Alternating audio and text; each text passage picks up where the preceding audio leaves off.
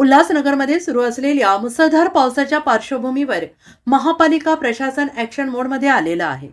महापालिका आयुक्त मनीषा आव्हाळे यांनी नैसर्गिक आपत्ती व्यवस्थापन विभागाच्या अधिकाऱ्यांसह शहरातील पावसामुळे बाधित आणि नुकसानग्रस्त भागांची प्रत्यक्ष पाहणी केली. शहाड गावठण येथील कोसळलेली संरक्षक भिंत, एसटीपी शांतीनगर चोपडा कोट परिसर, राजीव गांधी चौक आणि हनुमान नगरमधील पडलेल्या वृक्षांच्या ठिकाणांची पाहणी करत परिस्थितीचा आढावा घेण्यात आला.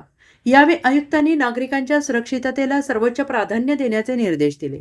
धोकादायक ठिकाणी तात्काळ सुरक्षात्मक उपाययोजना करणे, पडलेली झाडे आणि मलबा त्वरित हटवणे तसेच आवश्यक दुरुस्तीची कामे युद्धपातळीवर पूर्ण करण्याचे आदेश संबंधित विभागांना देण्यात आले आहेत. तसेच सर्व विभागांनी परस्पर समन्वय ठेवून आपत्कालीन परिस्थितीला तात्काळ प्रतिसाद देण्याच्या सूचना देण्यात आल्या आहेत.